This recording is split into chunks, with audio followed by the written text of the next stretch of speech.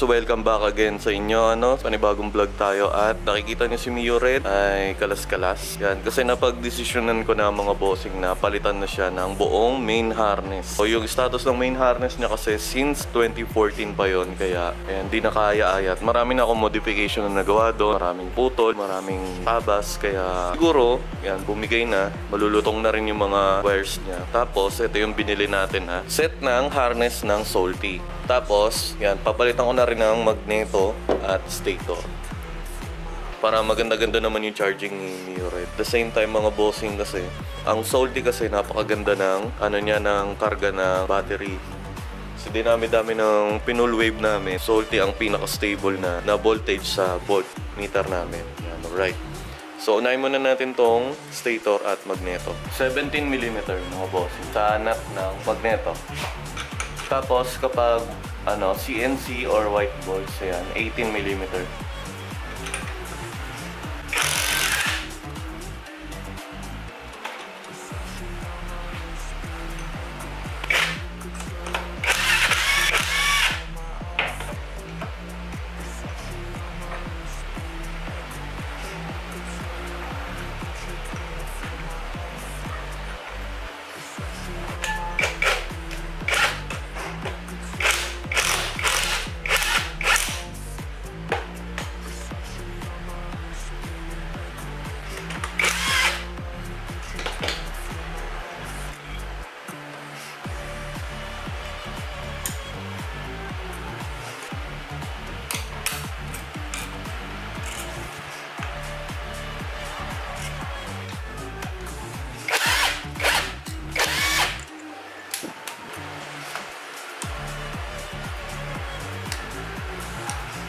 Ay, sakit na.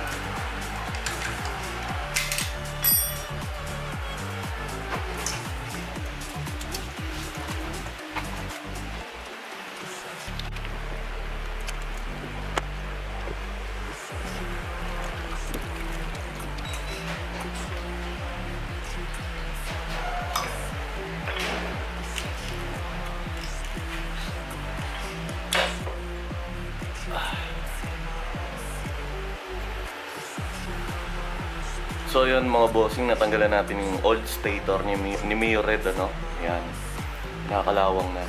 Exposed kasi itong stator na to, kaya mabilis siyang kalawang. Walang magneto cover, tapos walang fan, kaya nababasa agad. Tingnan nyo naman, kalawang na kalawang. Tapos ilagay na natin yung bago. So ito yung bago mga bossing. Yan, bagong luma, second hand. Hindi ko lang alam kung may pinagkaiba sila sa coil. Yan, sa rewind.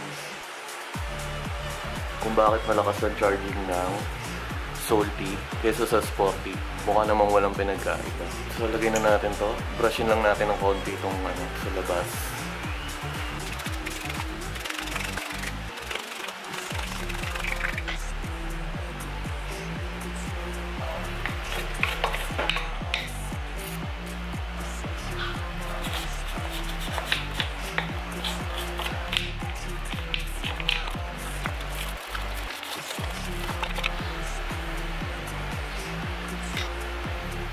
So, ang rotation nito mga bossing, nasa likod yung socket.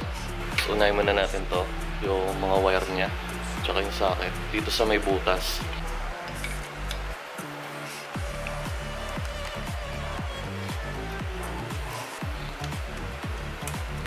Lagay muna natin yung rubber, tapos stator. Ayan.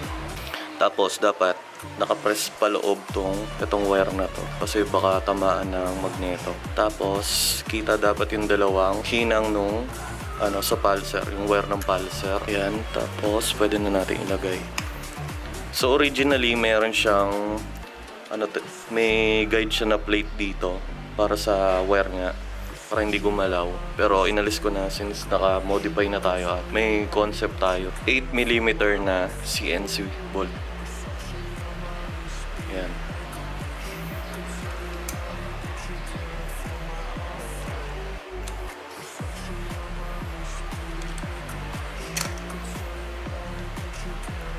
So dito hindi ko nagagamitan ng impact kasi hindi natin matatansya yung lakas, kaya magma-manual na lang tayo.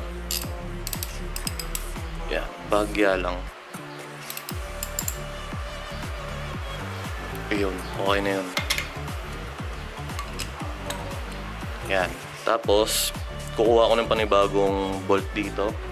Yan, yung dalawa kasi kalawang. Ito muna, nilagay natin. Halos lahat ng tornilyo ng Mio Sporty 8mm regarding sa makina. Ay, pag pumasok na isa. Yan, kuha lang tayong stainless na panibagong Allen bolt. Ayan, may nakita ako dito. Pwede na muna siguro to.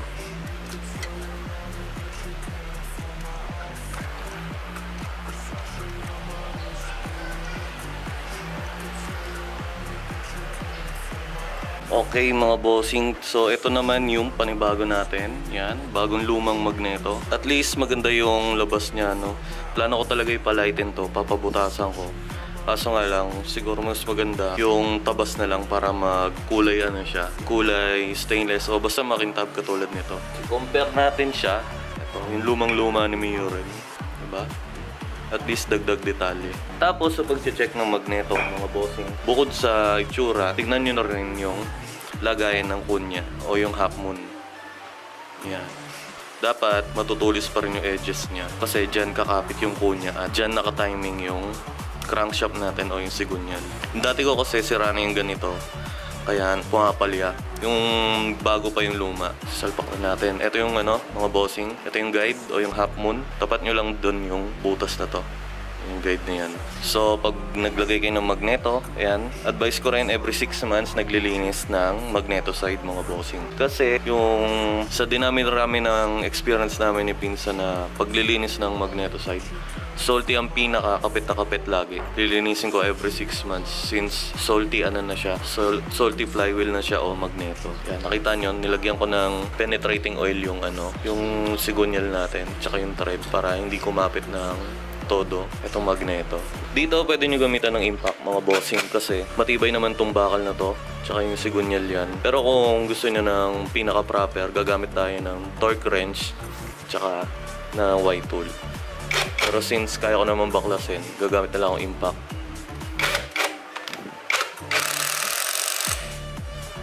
Alright. Tapos balik natin yung tatlong CNC na 8mm.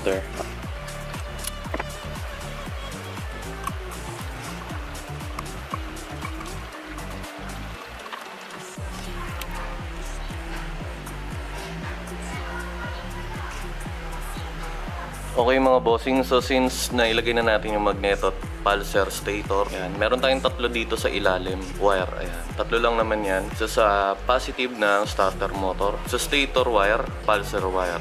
Yung negative na papunta ng body ground, nakakonect siya sa makina natin. Yan, papunta dun dito. Pag-iisahin ko na lang to para malinis tignan, tapos iti-tape ko katulad ng kanina.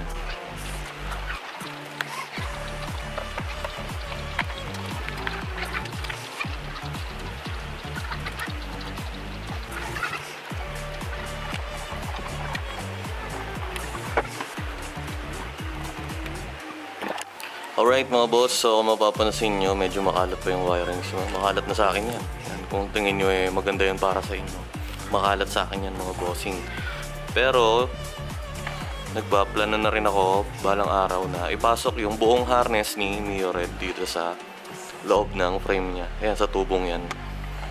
Ayan, papunta doon, hanggang dyan, para kung lalaban talaga tayo ng show, no? Mga ganyan. Kung pala rin tayo magka-budget pa, papasok ko talaga sa loob yan. Pero bago mangyari yon mga bossing, dapat nasa kondisyon yung harness ni Mio Red. Tapos wala na akong ibang babalikan na modification sa wirings kasi ano na yun forever ng, di naman sa forever pero pang matagalan na yun.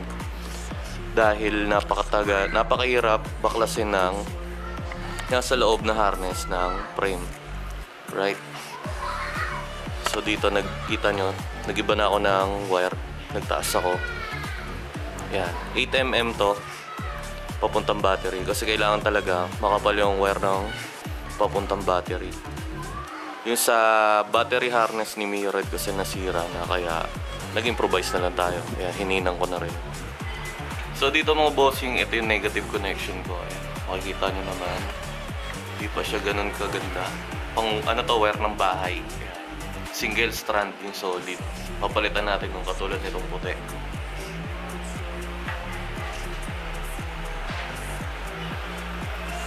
Tanggalin na to.